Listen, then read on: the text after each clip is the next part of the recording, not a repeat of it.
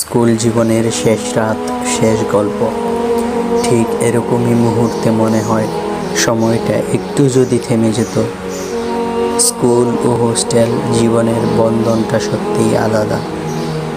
এক ছাদের নিচে দিন রাত একসাথে থাকা, হাসি কান্না, পড়াশোনার চাপ, মধ্যরাতে আড্ডা, এসব এক অনন্য বন্ধুত্ব তৈরি করে, যা স্কুলের বাইরে কারো পক্ষে পুরোপুরি কল্পনা করা বা বোঝা সম্ভব না।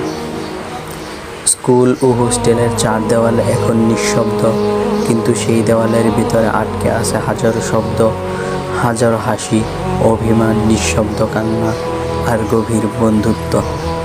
সেই বিছানাটা যেটায় ক্লান্ত হয়ে শরীর ছুঁড়ে ফেলতাম, আজ তাকে ছেড়ে আসা কতটা কষ্টের।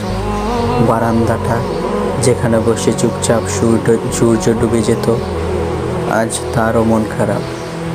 আর সেই রাতগুলো, বুট্টু মামার সঙ্গে দুষ্টুমি, ঘুম না হয়েও গল্পে ভেসে যাওয়া রাতগুলো, সব যেন আজ চোখের সামনে ভাসে আর চোখ ভিজে যায়। বিদায়টা এত কষ্টের হবে কখনো ভাবিনি। যেখানে দিনের শুরু হতো বন্ধুদের হাসিতে, কামালের স্টিলের বাসনের আওয়াজে, রাতের শুরু হতো স্বার্থের বেতের বাড়ি দিয়ে, সেই জায়গা আজ পেছনে পড়ে থাকছে। শীতকালে সেই কনকনে শীতের কুয়াশা ভেদ করে শহীদুল্লাহ স্যারের, রেজওয়ান রাব্বি স্যারের এবং অনিক স্যারের প্রাইভেটে যাওয়া। বর্ষাকালে বৃষ্টির সময় সবাই একসাথে ভিজে ফুটবল খেলা, বিকেলে হাঁটতে বের হওয়া, স্যারদের অগোচরে সকালে ঘুমানো, এক দস্তরখানায় একসাথে খাওয়া, এক বিছানায় ঘুমানো, হাসা কান্না, এই ছোট ছোট জিনিসগুলোই ছিল আমাদের পৃথিবী। আজ থেকে সবাই আমরা আলাদা পথে হাঁটব, কিন্তু এই স্কুল, এই হোস্টেল, এই স্মৃতি চিরকাল রয়ে যাবে হৃদয়ের গহীনে। স্কুলে এবং হোস্টেলে স্যারদের সঙ্গে এবং তোমাদের সঙ্গে কাটানো প্রতিটি মুহূর্ত আমার জীবনের সেরা উপহার।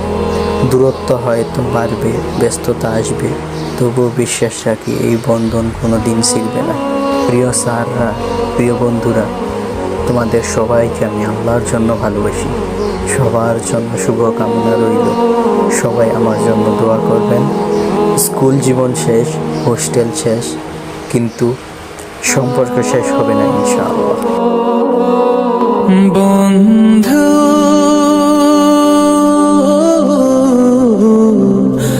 ভুলে যেও না কখনো, যেখানেই থাকো, যেভাবেই থাকো, যেখানেই থাকো।